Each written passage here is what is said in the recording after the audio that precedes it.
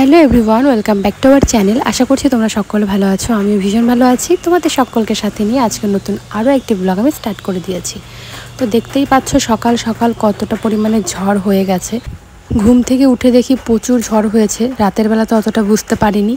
আর চারপাশে দেখতে পাচ্ছ পাতায় পাতা হয়ে গেছে। আর মা হচ্ছে এগুলো তুলে তুলে ফেলছিল। পাখির বাসা বাড়িতে এসে উড়ে পড়েছে একদম। পাশের বাড়ির হচ্ছে কলা গাছ ভেঙে গেছে, তো সেখান থেকে মা যে ভাদাইল নিয়ে আসলো। আর কি বলতো, আমাদের গোডাউন ঘরের টিন ফেটে গেছে। মানে গোডাউন ঘরের পাশ দিয়ে একটা সুপারি গাছ ছিল, তো ঝড়ের মধ্যে সেই সুপারি গাছটা না ভেঙে একদম চালের উপর পড়েছে আর চালের টিন হচ্ছে ফেটে গেছে। তারপর এগুলো দেখে আমি চলে আসলাম বাড়িতে, এসে ঘর ঝাড় দিচ্ছে আর শাশুড়ি মার দিকে উঠোন ঝাড় দিচ্ছে। পুরো উঠোন তো পাতায় একদম ভর্তি, পরে তোমাদেরকে দেখাবো। তো এক এক করে আমি সবগুলো ঘর হচ্ছে ঝাড় দিয়ে নিচ্ছি। ফার্স্টে হচ্ছে আমার ঘরটা ঝাড় দিয়ে, এটা হচ্ছে আমাদের গেস্ট রুম, এটা ঝাড় দিয়ে নিলাম। তারপর চলে এসেছি আমার শ্বশুরমশাইয়ের রুমে, তো শ্বশুরমশাইয়ের রুমটাও এখন ঝাড় দিয়ে নিচ্ছি। দুদিন কোনো রকম ভিডিও আপলোড করতে পারিনি। কেন পারিনি তোমরা হয়তো এই ভিডিওটা দেখে বুঝতেই পারছো। এত পরিমাণে ঝড় হয়ে গেছিলো রাতের বেলা যে তার তুর সব ছিঁড়ে গেছে কারেন্টের, যেই কারণে বাড়িতে 3 দিন পুরোপুরি একদম কারেন্ট ছিল না। আর এই গরমে কারেন্ট ছিল না 3 দিন, রাতেরবেলা ঘুমোতে যে কষ্ট হয়েছে কি বলবো।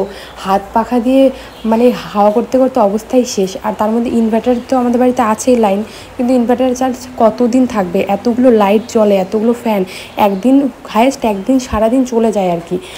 তারপরে তো ইনভার্টারের চার্জ শেষ হয়ে গেছে আর আমরা ফ্যান চালাইও নি, তা সত্ত্বেও শেষ হয়ে গেছে। কারণ আগের দিন না যখন ঝড় হয়েছিল রাতের বেলা, তো কারেন্ট চলে গেছিলো আর আমরা সারা রাত ফ্যানের হাওয়া খেয়েছি, বুঝতেও পারিনি যে কারেন্ট চলে গেছে। যেই কারণেই হচ্ছে পুরো ইনভার্টারের চার্জ শেষ হয়ে গেছিলো আর 3 দিন আমাদের পুরোপুরি খুব কষ্ট করতে হয়েছে। আর রাতের বেলা রান্না করা যা অসুবিধা হয়েছে এই কদিন, কারণ লাইট ছাড়া রান্না করা এখন মানে আমাদের দ্বারা হবে না। কারণ কেন বলো তো, এখন আমাদের কারেন্টের সাহায্যে সব কিছু করতে করতে অভ্যেস হয়ে গেছে। লাইট ছাড়া তো আমরা এখন চোখেই দেখি না, এরকম একটা পরিস্থিতি হয়ে গেছে। তো তার জন্য খুব অসুবিধা হয়েছিল। আর চার্জ ছিল না ফোনে, যেই কারণে 2 দিন ধরে কোনো রকম ভিডিওই আপলোড করতে পারিনি। তো আজকে এই যে কারেন্ট যেদিন চলে গেছিলো সেদিনকার ভিডিও আমি আজকে আপলোড করছি। 3 দিন পরে এই যে বসেছি এখন এডিট করতে, আজকে ভিডিওটা আপলোড করব। আর তোমাদেরকে গল্পে গল্পে তো বলতেই ভুলে গেছিলাম, বাড়িতে আজকে প্রচুর কাজকর্মের তাড়া। কারণ হচ্ছে বাড়িতে আজকে আত্মীয় আসবে। আর আমি যখন ফোন কিনেছিলাম, আমার বরের একটা বন্ধু গেছিলো, তো ওকেও আজকে খাওয়ার নেমন্তন্ন করা হয়েছে। ফোন কিনেছি, ওই খুশিতে ওকে খাওয়াতে হবে বলেছে, তাই জন্য ওকেও নেমন্তন্ন করা হয়েছে। এদিকে আমার শ্বশুরমশাই গেছিলো বাজারে, যেহেতু আত্মীয়রা আসবে বললামই। তো এখানে ছোট মাছ নিয়ে এসেছে, বরিলে মাছ, তারপর আর কি মাছ আছে আমি জানি না, ওগুলো মিক্সড আছে আর কি। আর এদিকে নিয়ে এসেছে মাটন। তো মাটন আর মাছের তরকারি হবে, ডাল হবে আর একটু পাঁপড় ভাজবে, মানে এই রান্নাবান্নাই হবে। তো আমি এদিকে হচ্ছে মাকে সব কিছু রেডি করে দিচ্ছি। আর আজকে আমার ডক্টর দেখানোর ডেট, মানে হঠাৎ করেই প্ল্যান হয়ে গেছে এই দিনে রান্না করার সময়টা। আর ভেবেছিলাম দুপুরবেলা খাওয়া দাওয়া করবো, কিন্তু যাদের নেমন্তন্ন করা হয়েছিল তাদেরও তারা আছে, তারা এক জায়গায় যাবে, তাই জন্য আর কি সকাল সকালই রান্নার আয়োজনটা করতে হয়েছে। আর আমার ডক্টর দেখানো ছিল বিকেল 5টায়। আবার ডক্টর এখান থেকে ফোন করে বলেছে আমাকে কিন্তু 12টার মধ্যে ডক্টর দেখাতে যেতে হবে। তো ওই কারণে রান্নার সময় আর হচ্ছে আমাদের ডক্টর দেখানোর সময় একসঙ্গে পড়ে গেছে, যেই কারণে মাকে রান্নাটা করতে হচ্ছে। আর এদিকে সবজি কেটে বেছে যা যা লাগে সব আমি রেডি করে দিয়েছি। তারপরে এদিকে চলে এসেছি এইদিকে মাংসটা ধুয়ে নিতে। রান্নাটা মাই করবে, কারণ এখন যদি আমি রান্না করি তাহলে আমার ডক্টর দেখাতে যেতে দেরি হবে, তাই জন্য মাই রান্নাটা করছে। আর এদিকে সব কিছু আমি কেটে বেছে একদম রেডি করে দিয়েছি। আর বাড়িতে বললাম এই কারেন্ট ছিল না, যেই কারণে ফ্যান চালু করতে পারছিলাম না, ইনভার্টারের চার্জও ফুরিয়ে যাবে, তাই ফ্যান চালু করতে পারছিলাম না। আর এদিকে মাংস ধুয়ে এসে আমার এতটা পরিমাণে খিদে পেয়েছে আর গরম লাগছিল, তো আমি সহ্য করতে পারছিলাম না খিদে, তাই ডাল আর হচ্ছে মাছের ঝোল দিয়ে আমি খেয়ে নিয়েছি। খাওয়া দাওয়ার পর খেয়ে শুধু উঠেই বমি করে দিয়েছি, কারণ মানে গরম আটকে গেছিলো আর কি। আর কি বলো তো, মানে রোদে বসে বসে এদিকে মাংস ধুচ্ছিলাম আর ফ্যানও চালু করতে পারছিলাম না। আর তাড়াহুড়ো করে কাজ করতে হচ্ছিলো, কারণ ডক্টর দেখাতে যাব, তার আগে রান্না কমপ্লিট করতে হবে। ওর জন্য আর কি আমার গরম আটকে গেছিলো আর বমি হয়ে গেছে। হ্যালো বন্ধুরা, তো আমার খাওয়া দাওয়া হয়ে গেছে, এখন যাব ডক্টর দেখাতে। আজকে আমার ডক্টর দেখানোর ডেট।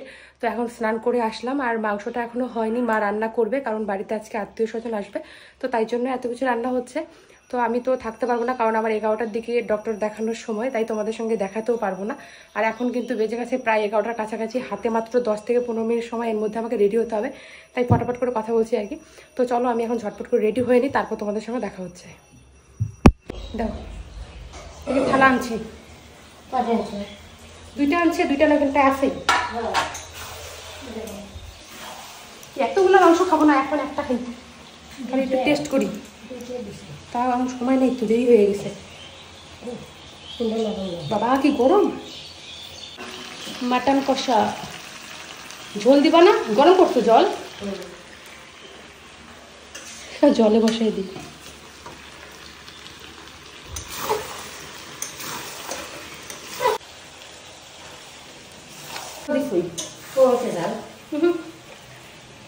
ঠিক আছে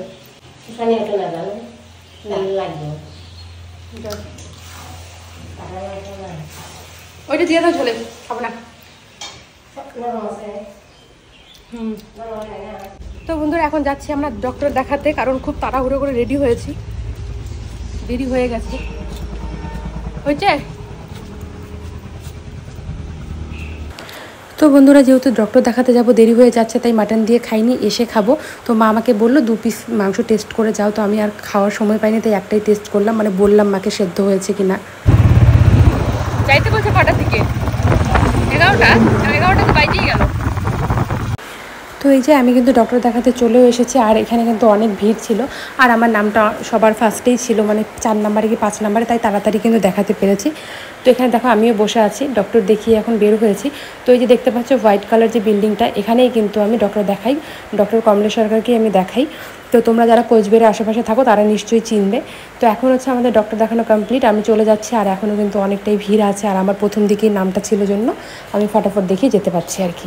তো এখন আমরা বাড়ি যাব না, এখন আমরা যাব ওষুধের দোকানে, সেখান থেকে যে যে মেডিসিনগুলো লিখেছে সেগুলো নিব আর কি। এই মাসে আমার কোনো রকম টেস্ট, ব্লাড টেস্ট বা ইউএসজি রিপোর্ট কিছুই করতে দেয়নি। এখন আমরা সোজা চলে এসেছি মেডিসিন নিতে, আর এবার মেডিসিনের যা দাম পড়েছে কি বলবো, আর প্রচুর বড় বড় মেডিসিন লিখেছে, মানে একটা খেতেই ভয় লাগে। তো এই যে বাড়ি এসে তোমাদেরকে দেখাচ্ছি, প্রোটিন পাউডারটা আমাকে আগের থেকেই দিয়েছিল, আর এখন 2টো ট্যাবলেট চেঞ্জ করে দেখো এই 2টো ট্যাবলেট দিয়েছে, কি বড় বড় ট্যাবলেটগুলো কি বলবো। আর গ্যাসের ট্যাবলেট নিয়ে এসেছি, জানি না কেন কদিন ধরে খুব গ্যাস হচ্ছে, আর থাইরয়েডের ওষুধটা নিয়ে এসেছি, কারণ সেটা অল্প কটা আছে আর কি, কারণ এটা পুরো প্রেগনেন্সিতেই খেতে হবে। আর বাড়ি এসে আমার বর এই যে দেখো চালের উপরে উঠে পড়েছে, কারণ পাতা পড়েছে তো অনেক, তো সেই পাতাগুলোকে ফেলার জন্য ও হচ্ছে চালের উপরে উঠেছে, তাই আমি একটু ভিডিও করে নিলাম। আর এত পরিমাণে গরম পড়েছে, বাড়িতে চলছে না ফ্যান, কারণ কারেন্ট নেই। আজকে আমার বরের খুব কষ্ট হয়ে গেছে। চালটা পরিষ্কার করা হয়ে গেলে ও স্নান করবে, তারপর দুজনে একসঙ্গেই খাবো। আমিও এসে আর খাইনি, দেখলাম ও কাজে লেগেছে, ভাবলাম একসঙ্গেই খাই।